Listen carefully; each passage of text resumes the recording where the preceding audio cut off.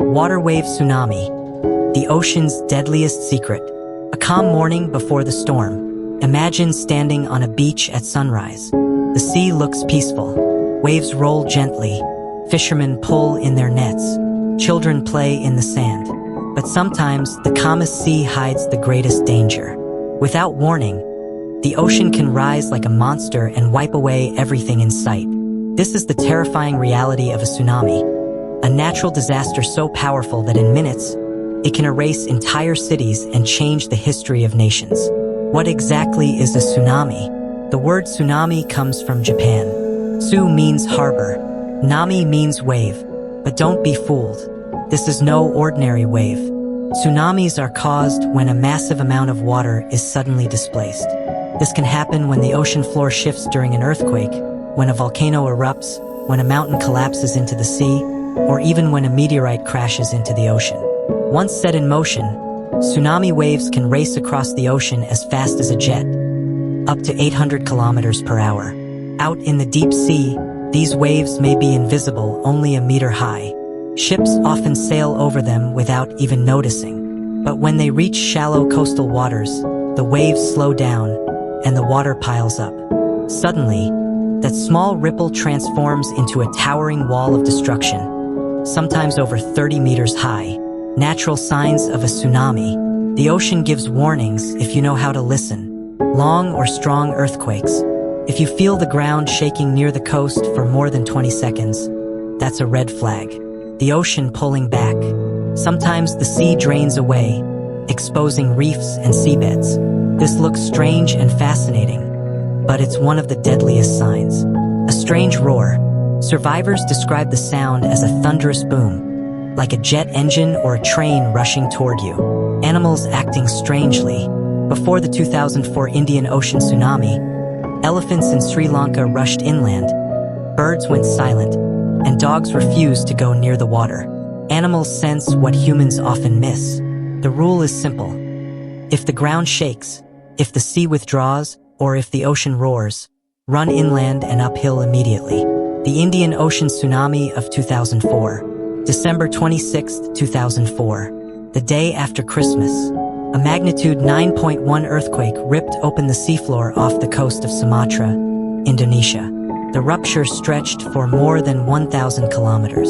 The ocean reacted violently. A series of giant waves raced outward in all directions. Within minutes, they smashed into Aceh, Indonesia. Within hours, they struck Thailand, Sri Lanka, India, and beyond. Even Somalia, thousands of kilometers away, felt the destruction. The death toll was staggering. Around 230,000 people killed in 14 countries. It was one of the deadliest natural disasters in recorded history. Among the tragedy, there were stories of survival and heroism.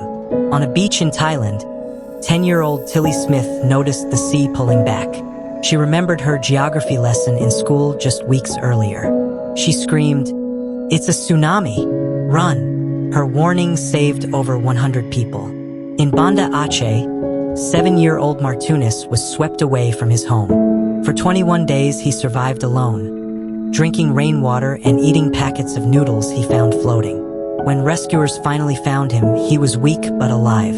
But for most, the warning came too late. Entire villages were erased in seconds. Families were separated forever. The Japan tsunami of 2011. On March 11, 2011, Japan was struck by one of the most powerful earthquakes ever recorded, magnitude 9.0.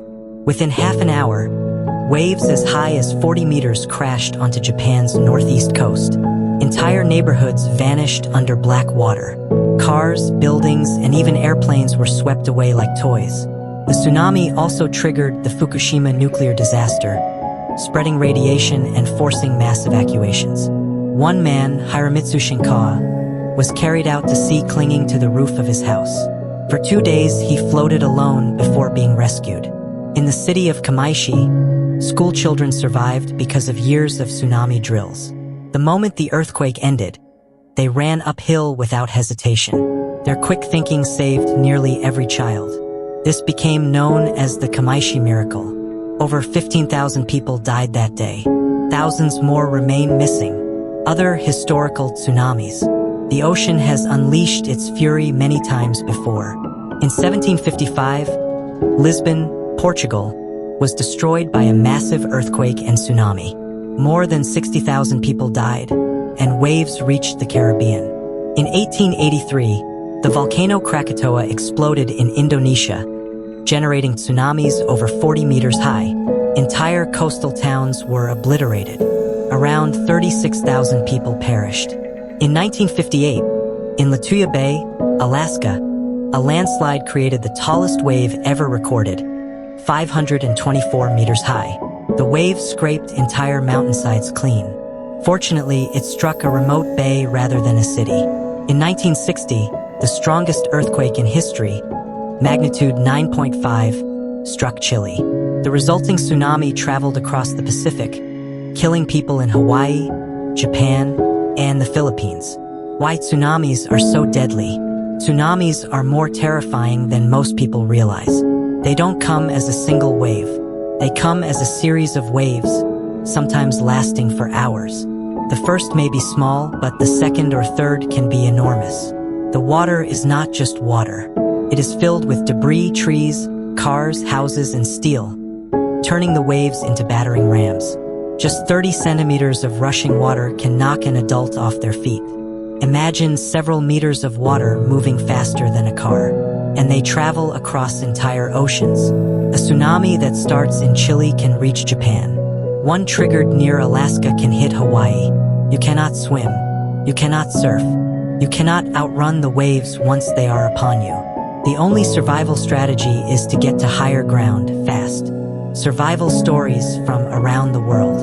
In Thailand during the 2004 tsunami, a newlywed couple snorkeling in the sea survived by clinging to floating debris until fishermen pulled them to safety. In Sri Lanka, elephants carrying tourists ran inland before the waves struck.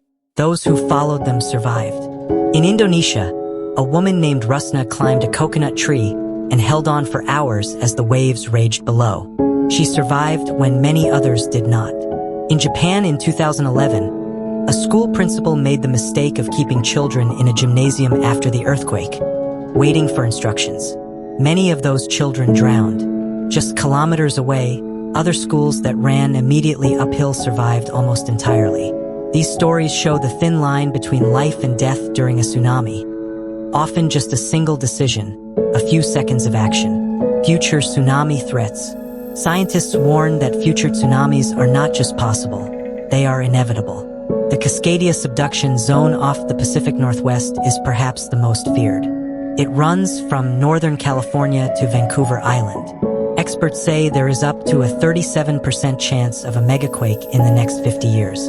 If it ruptures, it could generate waves over 30 meters high, devastating coastal cities in Oregon, Washington, and British Columbia. In Alaska, melting glaciers are destabilizing mountainsides. In fjords like Barry Arm, entire slopes could collapse into the sea, creating tsunamis tens of meters high. Scientists have already seen smaller events, and they warn that larger collapses could come at any time. The Manila Trench near the Philippines is another danger zone. A megaquake there could send waves up to 9 meters high crashing into densely populated coastal cities. In the Canary Islands, the Cumbre Vieja volcano has long been feared. If its flank collapses into the Atlantic, it could send massive waves racing toward Europe, Africa, and even the Americas. While some scientists debate the scale of this risk, the possibility remains. The Makran subduction zone, off the coasts of Iran and Pakistan, could unleash tsunamis that would strike heavily populated coastal cities with little warning. Even the eastern United States is not immune. Underwater landslides along the Atlantic shelf could, in theory, generate dangerous waves. No one knows when these events will happen, but history teaches us that it is only a matter of time. How to survive a tsunami? Survival depends on preparation and quick action. If the ground shakes for more than 20 seconds near the coast, move inland and uphill. If the sea withdraws or makes a strange roaring sound, don't wait, don't watch, don't take pictures. Run. Never go back after the first wave. Tsunamis come in series, and the next wave may be larger. Know your evacuation routes. Keep emergency supplies ready if you live near the coast. Practice drills with your family just like schools in Japan. Final thoughts. A tsunami is the ocean at its most powerful, most unforgiving. It can erase villages, tear apart families, and change the course of nations in minutes. But knowledge is power. A 10-year-old girl saved 100 lives because she remembered her lessons. A school of children survived because they practiced.